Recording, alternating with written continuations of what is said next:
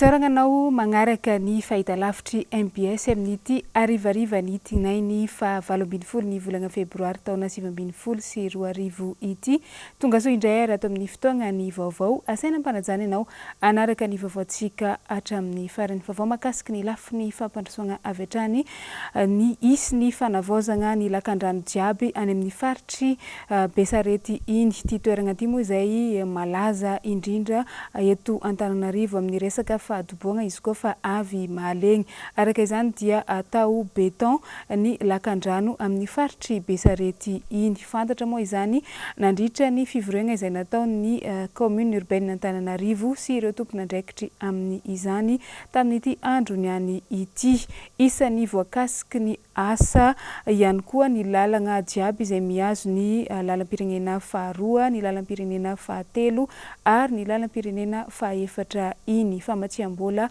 avy amin'ny Banque Européenne d'Investissement na ny BEI mo ity anatanterahagna an'izao tetikasa izao. Germaine Omenjanahary, Mathieu Princy.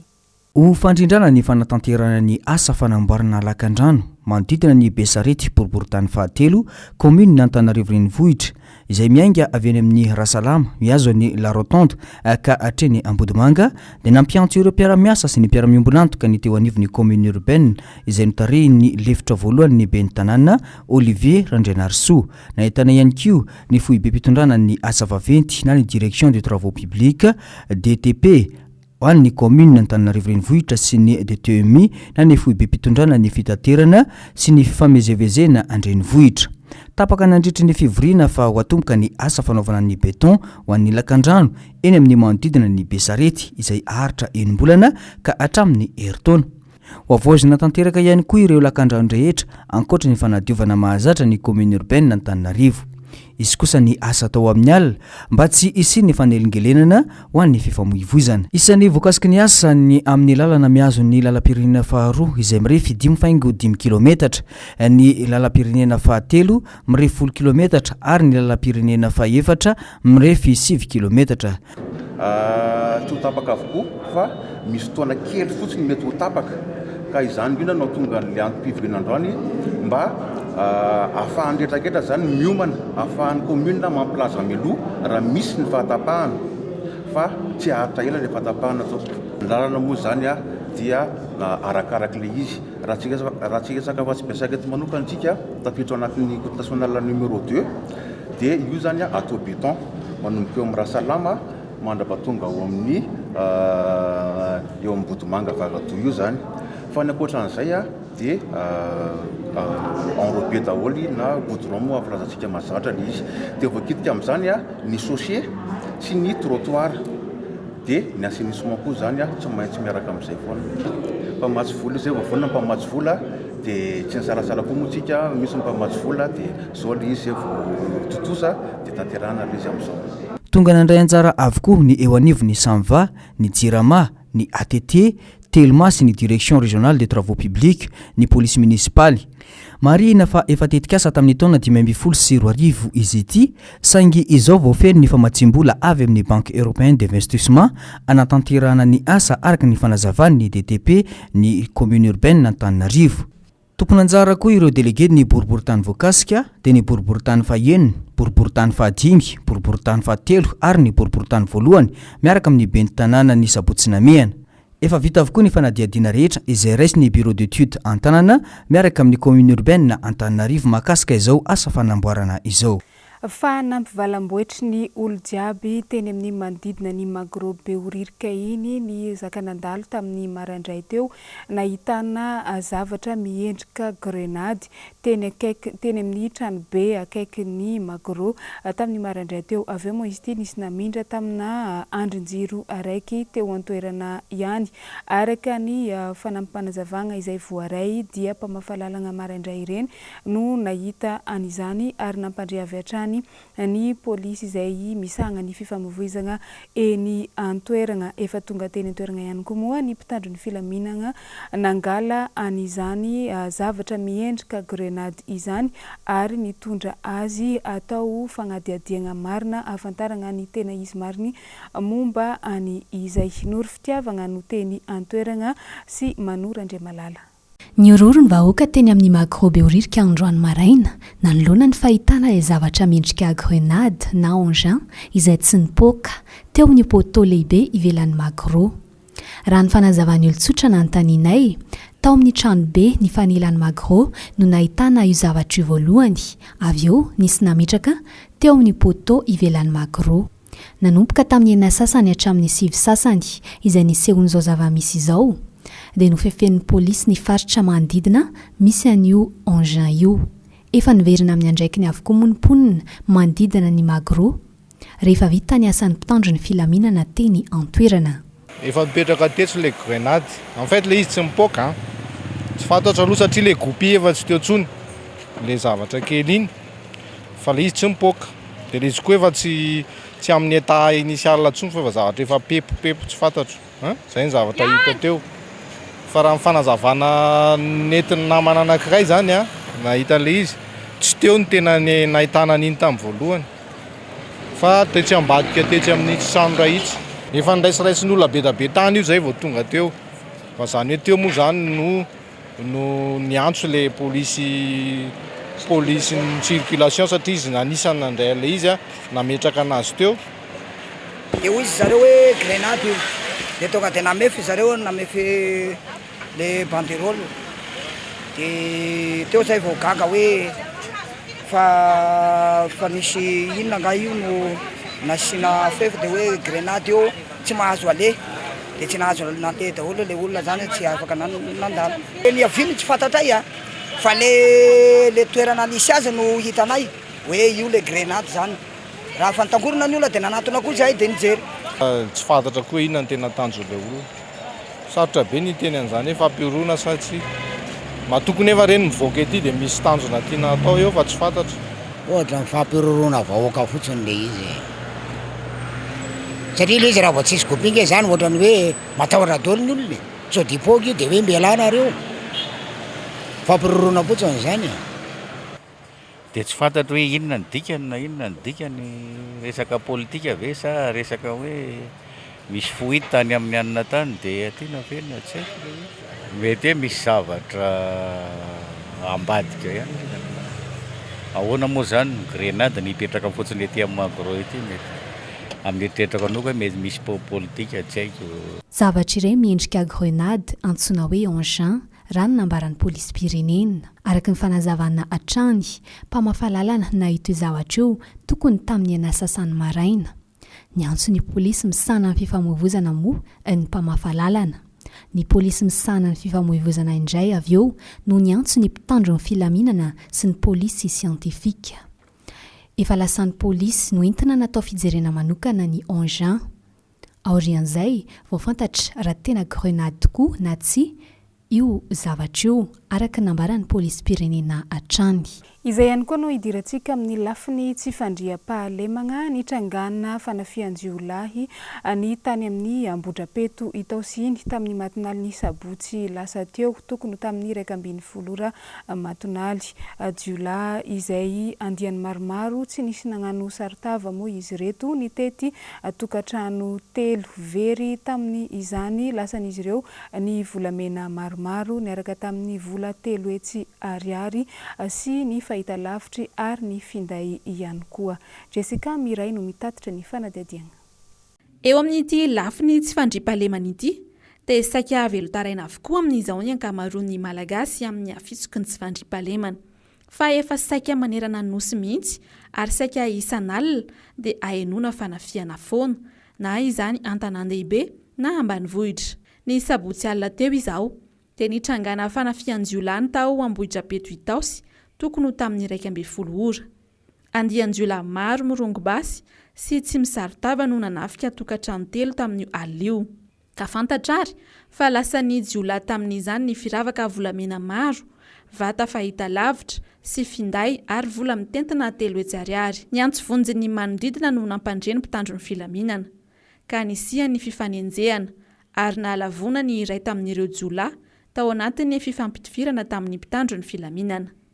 Noho ny paobasy maro nataon'ireto jiolahy ireto nandritra ny fitsoan'izy ireo, dia iray tamin'ireo andrimasim-pokon'olona ihany koa no naratra voan'ny balan'ireo jiolahy ary efa tsabony eny amin'ny hopitaly amin'izao. mbola mitogy kosa moa ny fitadiavana ireo jiolaa hafa tafatsoka. Alina zany a tokony teo amin'ny 1.2 sasany alina teo a nahazo anjo izay mpitandro filaminana izay polisy teto-itosy hoe misy manafika ety avaratsena.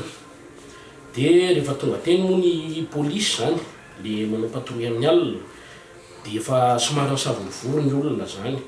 Dia niresaka nandeha zany hoe 20 lahy mitapy-adina no manafika ao. Dia rehefa tonga teny moa zareo zany a efa tsy teo intsony le jiolahy fa hoe nitsoaka. Dia rehefa nitsoaka moa le jiolahy somary nizarazara amin'izay isan'izay. Dia ny sasany moa zany nihevitry ny olona hoe lasa ry.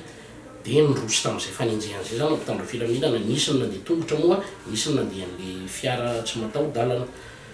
Rehefa natao le fisafona amin'ny Tsaramasina iny dia misy an'le didy iny dia nisy nitsoaka teny an-tanimbary.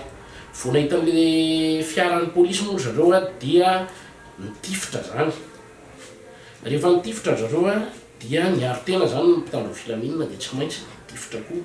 Dia nisy ray tamin'izareo zany lavon'ny balan'ny polisy. Dia io lavon'ny balan'ny polisy moa efa naterina eny amin'ny AGRA. Dia namany moa zany tafatsoka satria isy namany niaraka taminy. Ary mety zay no natonga hoe tsy hita le efa savaina foana zany le tanimbary fa tsy hita zany le fitaovam-pety iny. Fa mety le namany niaraka taminy zany no mitondra an'le fitaovam-pety. Raha ny tsapa dia saika miady irery ny malagasy amin'ity resaka tsy fandriampahalemana ity. Tsy mifidy intsony amin'izao ny fanafiana.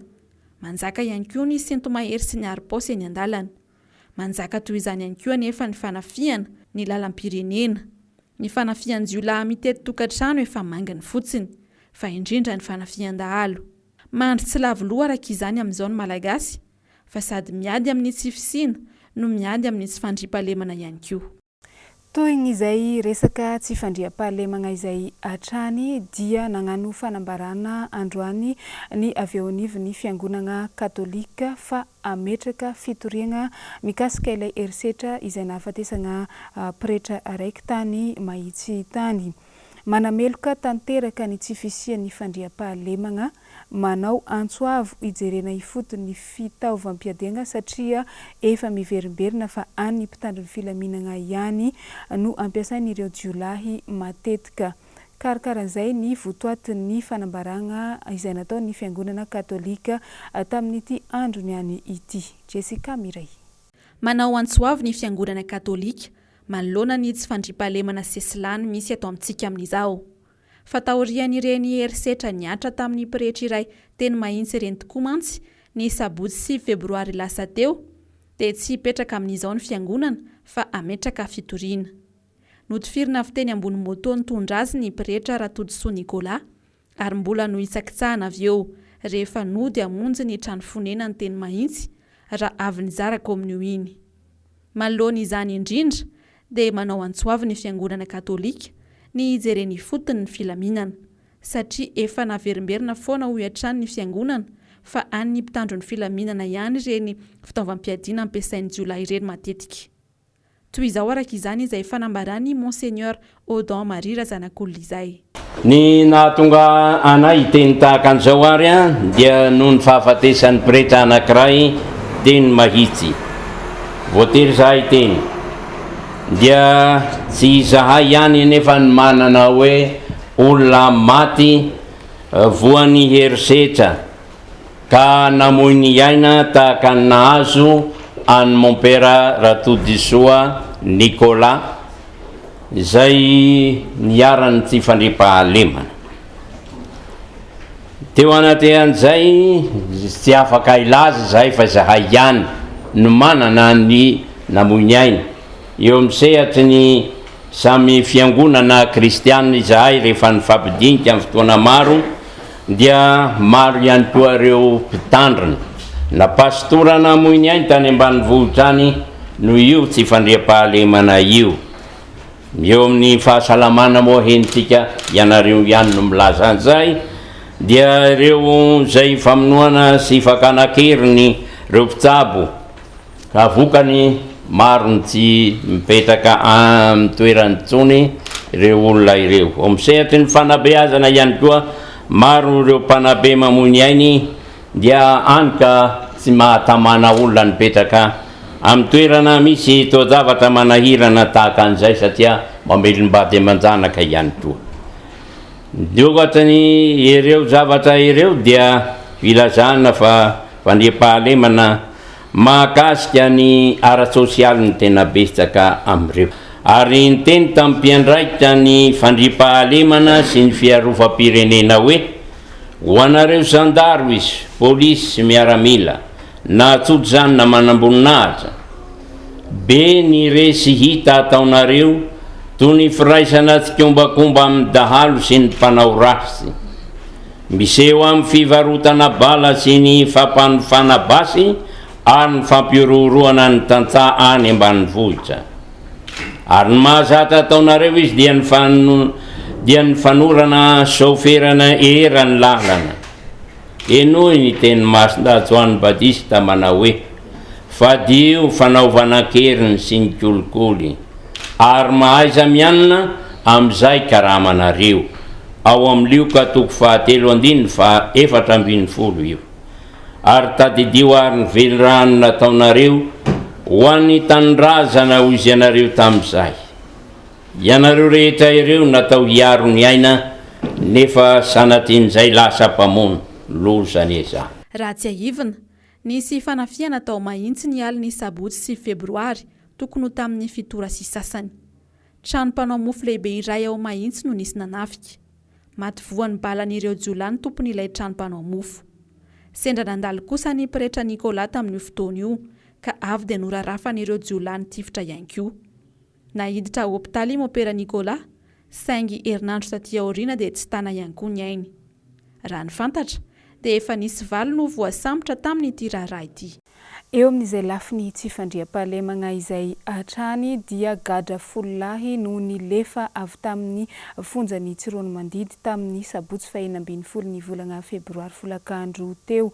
Fantatra fa roa no efa voasambotra tamin'izy ireo raha toa ka mbola karohana kosa ny valo ambiny.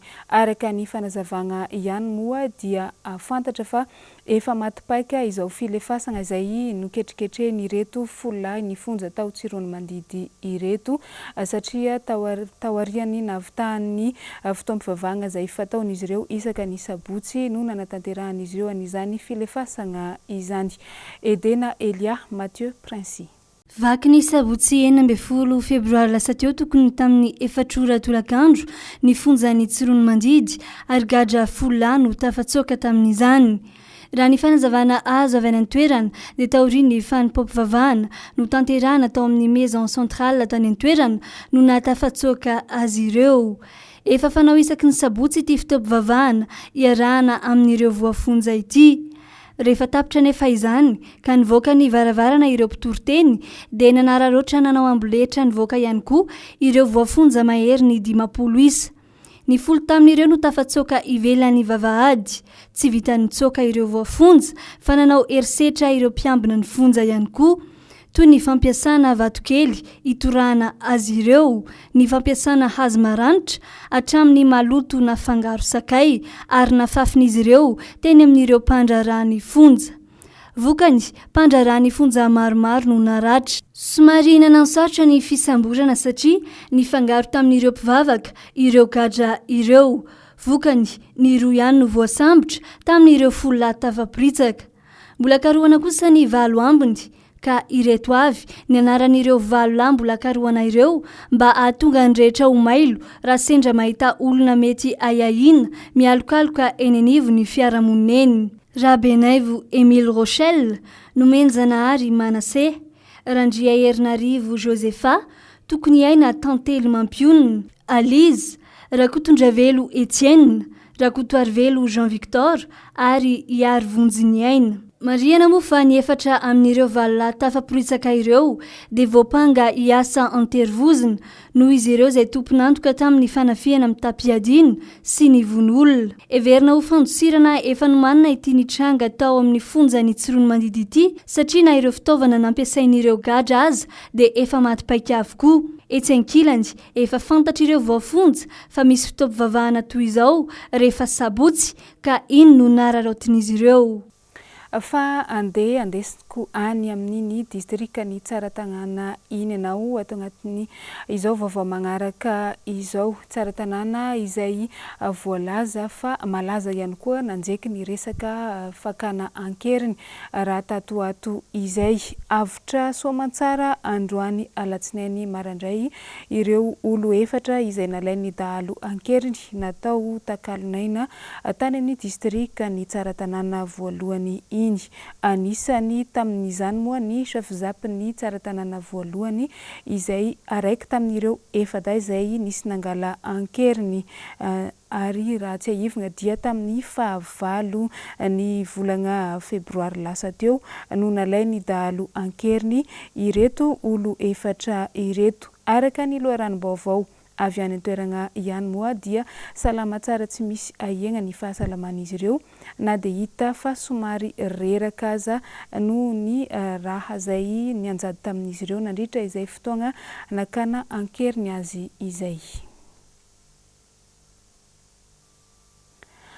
Fa lafim-baovao hafa kosa indray anisan'ny tranga izay nampivalamboatry ny olo jiaby tagnatin'ny fotoagna maromaro izay ny fahatapahan-jiro misesisesy teto Antananarivo tsy ny teto Antananarivo araiky foana nefa no tôjin'izay fahatapahan-jiro izay fa manerana ny faritra maromaro izay nisy enimpolo ny tanàna izay lasibatry ny delestazy isanandro noho ny fahanteran'ny fitaovagna izay ampiasain'ny orinasa jirama fa eo ihany koa ny tsy fampian'ny solika izay enti manodina n'izany herinaratra izany moa no voalaza fa antony miteraka n'izany fahatapahagna matetetika tatoato izay malonga izay indrindra dia hodinihina mandritra n'ity herinandro ho an'ny angovo ity ny vahaolagna izay fonjimaiky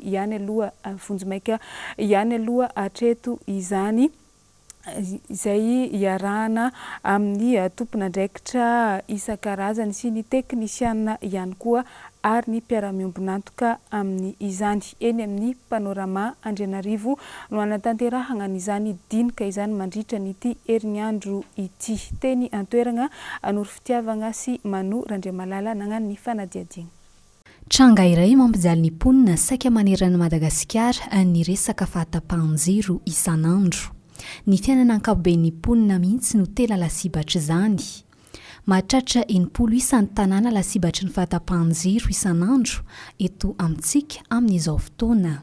Tsy eto Andrenivohitra ihany no ahitana io tranga io fa efa manerana ny Madagasikara raha ny voalaza. Nambarany teo anivon'ny jirama fa vokatry ny fahanteran'ny fitaovana eo koa ny tsy fahampian'ny solika mamatsy ny herinaratra no anisan'ny antony mahatonga ny fahatapahan-jiro. Ny tsy fahampiana misy zao fotoan'izao dia miresaka fividianana carburant zany. Dia somary nampitombona ataontsika 2 fois io zany ny consommation ny solika entana nanomboka tamin'ny asabotsy izay no nahatonga an'ilay itsy ankilany hofamana ny olana fahatapahan-jiro lavareny eto amintsika ampitomboana ny fatran'ny solika eo anivon'ny orinasa jirama. Fampitomboana ny fatran'ny solika izay anisan'ny tafiditra indrindra ao anatin'ny vahaolana foezaka vonjimaika raha ny fanazavana. Fa mandritra izao 5 andro ny angovo izao no hijerena ireo vahaolana lavitrezaka.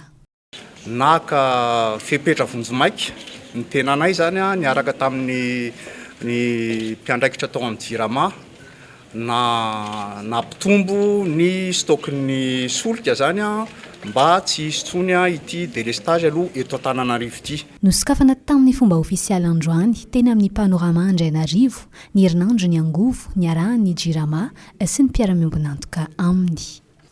Fa lafim-baovao hafa kosa indray 7 volagna izay no nandefasana ny Eric fantatry ny maro tamin'ilay tariky mpagnano atsikana tao amin'ny foe izay fantatra fa narary voa ary dia tsy maintsy nalefa any Inde moa izy ity agnano fandidiana.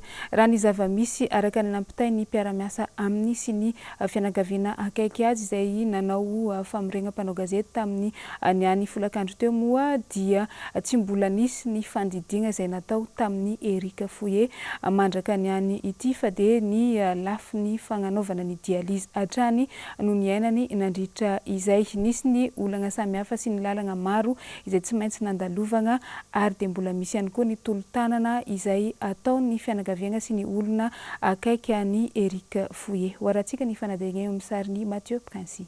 Efa lany ny vola mitentina 530 tapitrisa ariary voangona teto Madagasikara avy amin'ny malalatanana Isantsokajiny izay nentina hanampiana ny Erika Fouye tamin'ny aretiny ary mbola mitady vola 507 euro ny fianakaviana amin'izao anatanterahana ny tena fandidiana azy amin'izay.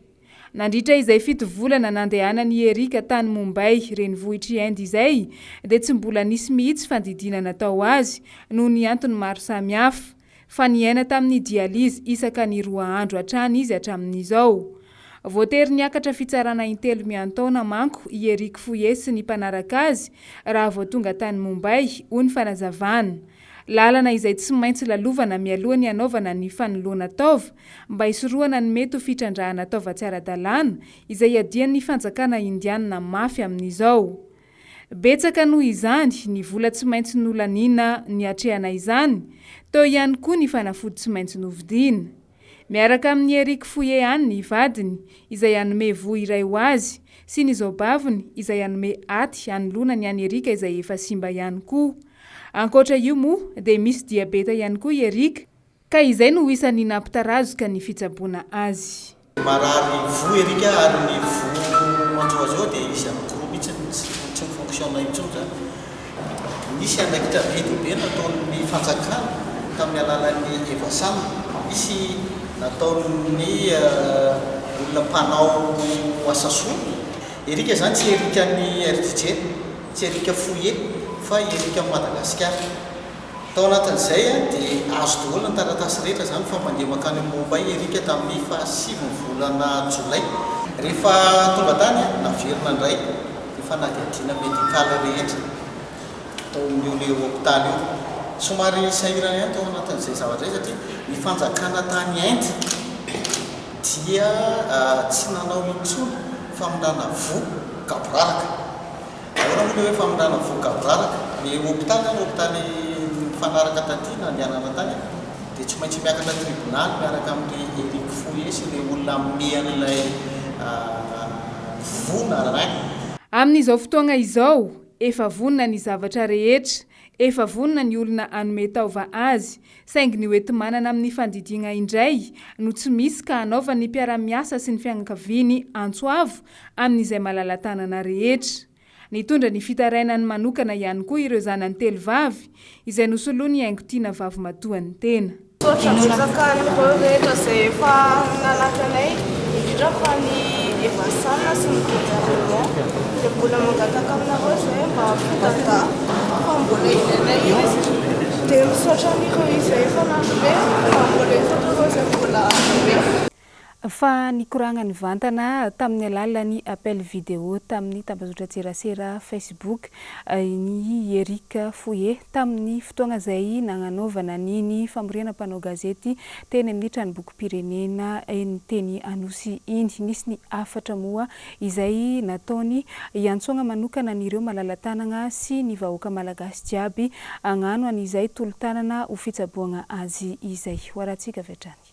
Miarabantsika rehetrarehetra tompoko i Erika Fouye ihany ty resaka aminareo ty nanao an'ity vidéo ty ako mba hisaotra anareo tamin'ny zavatra rehetra izay efa nataonareo na ny fitondram-panjakana na ny vasanana izay natonga nataty izay nandray atsakany sandava tsy manontolo ny fitsaboana taty. Misaotra anareo malala-tanana rehetrarehetra izay nanampy ianareo mpankafy ianareo izay nitondram-bavaka sy nitondra fankahirezana. 7 volana no taty zay mafy ny zavatra sedraina ary mbola mafy ny miandry miantso vonjy aminareo indray io zao satria tena sahirana ary tena mila vonjy tanteraka ary manao an'izao antsoavo zao indrindrandrindra ho anareo malala-tanana rehetrarehetra izay mbola malala-tanana sy mbola te hanampy ampio tena ampio mbola mila fanampiana be dia be raha izao fotoana izao hitanareo aty amin'ny hopitaly zao hatramin'izao 7 volana zay no taty ary dia zay no antsoavo zay ataoko ho anareo sady mamerina fisaorana ho anareo misaotra indrindra tompoko manantena fa tsy androsim-potanana ianareo. Izay ny momba aniny fa ikoragna resaka toetrandro antsika misy ny rivo-doza izay miforogna ao amin'ny faritry ny lakan-dranony Mozambika ao. Raha ny tatitra avy amin'ny sampagna mpamantatra ny toetrandro tokony ho tamin'ny 10 ora maraindray teo izy no nisy an'izay fiforognana ny andian-drahona izay andian-drahona matevina ao amin'ny faritry ny lakan-dranony Mozambika mitondra orana betsaka sy rivotra mahery mety mahatratra 570 kilometatra isan'ora ary mety ioatra ny 80 kilometatra isan'ora izany indraindray any amin'ny faritry Melaky, Menabe, Atsimo Andrefana ary Androy. Noho izany indrindra dia iangaviagna ireto distrika voalaza magnaraka ireto mba ampiatra avy hatrany ny fepetra momba ny filazagna miloko maitso: Besalampy, Maintirano, Antsalova, Belo sur Tsirbihina, Morondava, Mahabo, Manja, Morombe, Toliara voalohany sy Toliara faharoa, Betioky Atsimo, Ampanihy, Bekily, Beloha, Ambovombe ary Tsiombe. Eny an-dranomasina kosa ny onja dia mety hahatratra 3 metatra ka hatramin'ny 5 metatra. Noho izany dia iangaviagna ihany koa ny mpanjono an-dranomasina jiaby amin'ny faritra izay voalaza teo ireo mba tsy hiandriaka. Fa lafim-baovao hafa kosa indray nitrangagna loza am-pifamoivoizagna indray ny teny amin'ny lalam-pirenena fahaefatra iny tamin'ny maraindray teo. Lalam-pirenena izay mampitohy Antananarivo amin'ny Mahajanga moa izy ity. Raha ny fantatra dia taxi brosy sprinter araiky avy any Mandritsara no nahatonga izao niaran'izao loza izao. Olo 8 no fantatra fa naratra ary ny 4 amin'ireo no tegna atahorana ny ainy satria tegna naratra mafy. Ireto faragny raha teo moa izay nalefa avy hatrany tany amin'ny hopitaly ny Ankazobe avokoa. Fantatra ihany koa fa naratra mafy ny tongotra ankavian'ny mpamily ity taxi brosy sprinter ity. Teo amin'ny PK 99+400 mo no nitrangana izany loza izany teny Ankazobe. Fa lafim-baovao hafa indray efa antaonany maro no nisedra olagna ny teny anivon'ny LTP na ny sekoly teknika sy fanofana arakasa eny Ampasapito eny.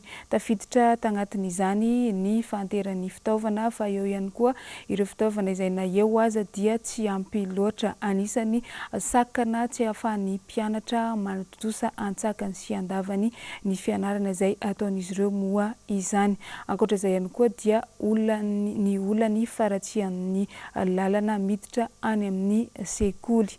Ho famahana ny olana eo amin'izay resaka fampitaovana izay dia nisy ny fanampiana izay nomeny avy amin'ny ambasadin'ny Chine miasa simonina eto Madagasikara.